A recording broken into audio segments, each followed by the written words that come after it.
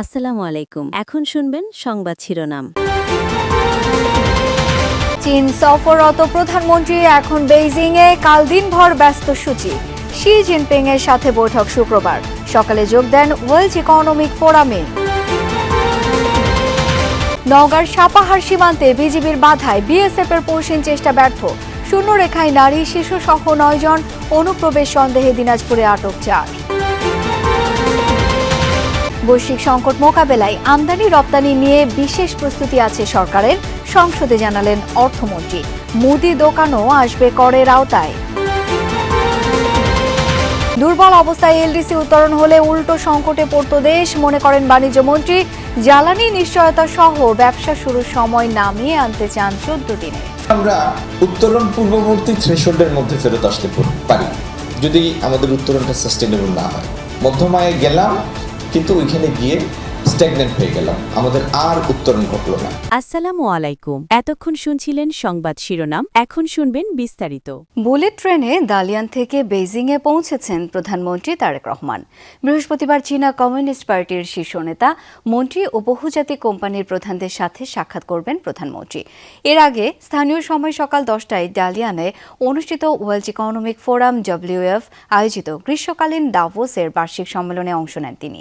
সাইডলাইনে কাজাখস্তানের প্রধানমন্ত্রী ওলজিয়াস বেকতেনভের সাথে সৌজন্য সাক্ষাৎ করেন। এদিকে শুক্রবার চীনা প্রেসিডেন্টের সাথে বৈঠক করবেন বাংলাদেশের সরকার প্রধান। চীন সফররত প্রধানমন্ত্রী তারেক রহমান স্ত্রী ডাক্তার জুবাইদা রহমানকে সাথে নিয়ে স্থানীয় সময় বিকেল 5:30টায় বেইজিং এসে পৌঁছান। তাকে স্বাগত জানান চীনের কাস্টমস মন্ত্রী সান মিউজুন। বুধবার বেইজিংয়ে প্রধানমন্ত্রী তারেক রহমানের আনুষ্ঠানিক কোনো কর্মসূচি নেই, তবে বৃহস্পতিবার দিনভর ব্যস্ত সূচি আছে প্রধানমন্ত্রীর। তার সাথে সাক্ষাৎ করবেন চীনা কমিউনিস্ট পার্টির আন্তর্জাতিক বিভাগের প্রধান ও দেশটির পানি সম্পদ মন্ত্রী। এরপর তিনি সাক্ষাৎ দিবেন চায়না এক্সিম ব্যাংকের চেয়ারম্যানকে। দুপুর পর যোগ দিবেন বাংলাদেশ ইনভেস্টমেন্ট ফোরামের আয়োজনে, যেখানে চীনের বহুজাতিক কোম্পানি চেরি, হ্যান্ডা ও চায়না টেক্সের চেয়ারম্যানের সাথেও বৈঠক করবেন। শুক্রবার চীনা প্রেসিডেন্ট শি জিনপিং এর সাথে বহুল কাঙ্ক্ষিত বৈঠকটি অনুষ্ঠিত হবে। সেখানে অন্তত 17টি সমঝোতা স্মারক চুক্তি সহ বেশ কিছু সিদ্ধান্ত আসার কথা। এর আগে বুধবার সকালে ডালিয়ানে ওয়ার্ল্ড ইকোনমিক্যাল ফোরামের প্ল্যানারি সেশনে অংশ নেন প্রধানমন্ত্রী। অনুষ্ঠান শেষে বাংলাদেশের সরকার প্রধানকে করতালি দিয়ে শুভেচ্ছা জানানো হয়। সাইডলাইনে প্রধানমন্ত্রী তারেক রহমানের সঙ্গে কাজাকিস্তানের প্রধানমন্ত্রী সৌজন্য সাক্ষাৎ করেন। বৈঠকে প্রধানমন্ত্রী তারেক রহমান দেশটির সঙ্গে দ্বিপাক্ষিক সম্পর্ক আরও জোরদারের উপর গুরুত্ব আরোপ করেন। দ্বিপাক্ষিক সম্পর্ক জোরদারে দুই দেশের প্রধানমন্ত্রী ঢাকা ও আস্তানায় স্থায়ী কূটনৈতিক মিশন স্থাপনের বিষয়ে একমত হন। বৈঠকে কাজাকিস্তানে দক্ষ শ্রমিক রপ্তানি, নবায়নযোগ্য জ্বালানি, ডিজিটাল অবকাঠামো, প্রযুক্তি সহ নানা খাতে দুই দেশের বাণিজ্য সম্ভাবনা নিয়েও আলোচনা হয়। প্রধানমন্ত্রীর চীন সফরের মাধ্যমে বিদ্যমান বাণিজ্য ঘাটতি কমিয়ে আনা সম্ভব হবে, এমন আশা প্রকাশ করেছেন বিএনপির সিনিয়র যুগ্ম মহাসচিব রুহুল কবির রিজভী। বুধবার রাজধানীর নয়াপল্টনে দলের কেন্দ্রীয় কার্যালয়ে সমসাময়িক বিষয়ে গণমাধ্যমের সাথে আলাপ করেন তিনি। জানান, বিনিয়োগ বৃদ্ধি এবং অর্থনৈতিক সহযোগিতা সম্প্রসারণে প্রধানমন্ত্রী যুগোপযোগী ও কার্যকর পদক্ষেপ গ্রহণ করবেন। বলেন, বাংলাদেশকে আর পরনির্ভরশীল রাখা হবে না। গণতান্ত্রিক প্রতিষ্ঠানকে শক্তিশালী করে আত্মনির্ভর ও সক্ষম রাষ্ট্র গড়ে তোলাই সরকারের লক্ষ্য। একটি গোষ্ঠী দেশকে অস্থিতিশীল করতে চায় জানিয়ে রিজভী বলেন, বর্তমান সরকারের আমলে দেশবিরোধী কোনো কর্মকাণ্ড মেনে নেওয়া হবে না। নওগাঁর সাপাহার সীমান্ত দিয়ে নারী শিশু সহ 9 জনকে পৌঁছিনের চেষ্টা করেছে ভারতের সীমান্তরক্ষী বাহিনী বিএসএফ। তবে এই তৎপরতা রুখে দিয়েছে বিজিবি। ঘটনার পর সীমান্ত এলাকায় টহল জোরদার করা হয়েছে। এদিকে দিনাজপুরের সীমান্তবর্তী গ্রামে ঘোরাফেরা করার সময় সন্দেহজনকভাবে এক নারী সহ 4 জনকে আটক করেছে এলাকাবাসী। তবে বিজিবি বলছে এটি পুশিন না হলেও অনুপ্রবেশের ঘটনা হতে পারে। ভোর তখন 4টা। দিনের শুরু না হতেই নওগাঁর সাপাহার সীমান্ত দিয়ে 9 জনকে পুশিনের চেষ্টা করে ভারতীয় সীমান্তরক্ষী বাহিনী বিএসএফ। স্থানীয়রা জানায়, সাপাহার উপজেলার আদাতলা সীমান্তের 244 নম্বর পিলার এলাকায় তাদের পুশিনের চেষ্টা করা হয়। তবে এই তৎপরতা রুখে দিয়েছে বিজিবি। এখনও ফিরিয়ে নেওয়া হয়নি তাদের।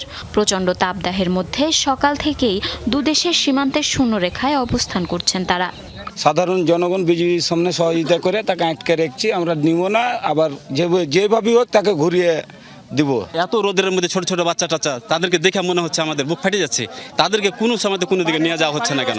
কোনো খাওয়ার ব্যবস্থা নাই। ভারতের বিয়ে সাহেব ওরা কাটাতার বেড়া পার করে দিয়ে ওরা ঘেরাও করে বসে রয়েছে। আমাদের বিজেপি বাংলাদেশ আমাদের জনগণ আমরাও ঘেরাও করে বসে রয়েছি। এক সংবাদ বিজ্ঞপ্তিতে বিজিবি জানায়, ভারতের 29 বিএসএফ ব্যাটালিয়নের এলেনপুর ক্যাম্পের সদস্যরা 3 জন পুরুষ, 3 জন নারী ও 3 জন শিশুকে বাংলাদেশের দিকে ঠেলে পাঠানোর চেষ্টা করে। ঘটনার পর সীমান্ত এলাকায় টহল জোরদার করা হয়েছে। এছাড়া তাদের ফেরত পাঠাতে পতাকা বৈঠকের আহ্বানও জানিয়েছে বিজিবি। এর আগে একটা ঘটনা ঘটছিল হাপানিয়ার ওইখানে 47 পিলারের ওখানে। তো এগুলো স্থানীয় জনগণ, জনপ্রতিনিধি সহ স্থানীয় জনগণ এবং বিজিবির সতর্কতার কারণে তারা পুশিন করতে পারে নাই। এদিকে দিনাজপুরের সীমান্তবর্তী গ্রামে ঘোরাফেরা করার সময় সন্দেহজনকভাবে এক নারীসহ 4 জনকে আটকের পর বিজিবির কাছে হস্তান্তর করেছে এলাকাবাসী। তবে বিজিবি বলছে এটি পুশিন না হলেও অনুপ্রবেশের ঘটনা হতে পারে। খেলাপি ঋণের টাকা বিদেশে পাচারের ঘটনায় 30টি ব্যাংক ঋণের অর্থ পুনরুদ্ধারে উদ্যোগ গ্রহণ করেছে বলে সংসদে জানিয়েছেন অর্থমন্ত্রী আমির খসরু মাহমুদ চৌধুরী। ব্যাংকগুলো 9টি আন্তর্জাতিক আইনগত প্রতিষ্ঠানের সঙ্গে নন ডিসক্লোজার এগ্রিমেন্ট স্বাক্ষর করেছে। এসব আন্তর্জাতিক প্রতিষ্ঠান ঋণ খেলাপিদের নামে বিদেশে থাকা অর্থ ও সম্পদ শনাক্তকরণ এবং সেগুলো দেশে ফিরিয়ে আনায় প্রয়োজনীয় সহায়তা করবে। অর্থমন্ত্রী জানান, প্রথম পর্যায়ে সাইফুজ্জামান চৌধুরী, এস আলম, বেক্সিমকো, শিকদার, নাসা এবং ওরিয়ন গ্রুপ সংক্রান্ত মামলা কেন্দ্র করে কার্যক্রম শুরু হয়েছে। বুধবার সংসদে বাজেট আলোচনায় সরকারের সমালোচনা করেন বিরোধী দলীয় সদস্যরা। বুধবারের সংসদ অধিবেশন শুরু হয় টেবিলে উত্থাপিত প্রশ্নোত্তরের মাধ্যমে। এতে অর্থমন্ত্রী আমির খসরু মাহমুদ চৌধুরী জানান, মধ্যপ্রাচ্যে যুদ্ধের প্রভাব মোকাবিলায় প্রস্তুত সরকার। রপ্তানি বহুমুখীকরণ ও রেমিটেন্স সম্প্রসারণ এবং অপ্রয়োজনীয় আমদানি নিয়ন্ত্রণের কৌশল নেওয়া হয়েছে। তিনি বলেন, মুদি দোকান, প্রসাধনীর সামগ্রীর দোকান সহ এ ধরনের ব্যবসা খাতকে আগামী অর্থ বছরে সুনির্দিষ্ট করের আওতায় আনার পরিকল্পনা নেওয়া হয়েছে। পরে বাজেট আলোচনায় অংশ নেন সরকারি ও বিরোধী দলের সদস্যরা। আপনারা কিভাবে 1,12,000 কোটি টাকা লোন নেবেন, নিয়ে দেশের অর্থনীতির কিরকম 12টা বাজাবেন, সেটাকে কিভাবে মেকআপ করা হবে, সেরকম কোনো কৌশল আমরা এই বাজেট বক্তৃতায় দেখিনি। বাজেট বলতে আমরা যেটা বুঝি, এর পরের দিন নিত্য প্রয়োজনের দাম বেড়ে যাবে।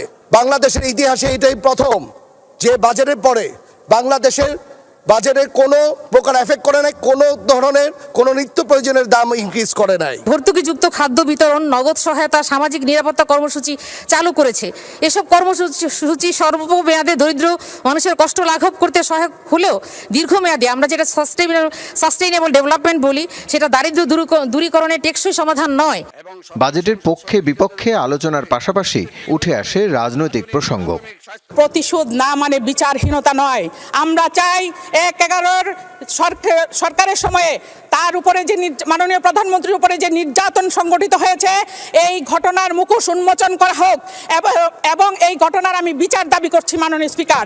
সুনামগঞ্জ মেডিকেল কলেজের ছাত্রছাত্রী আজকে 3 দিন যাবত সড়ক অবরোধ করে বিক্ষোভ করছে। তাদের যে মেডিকেল কলেজ, সেখানে এখনো কোনো হাসপাতাল চালু হয় নাই।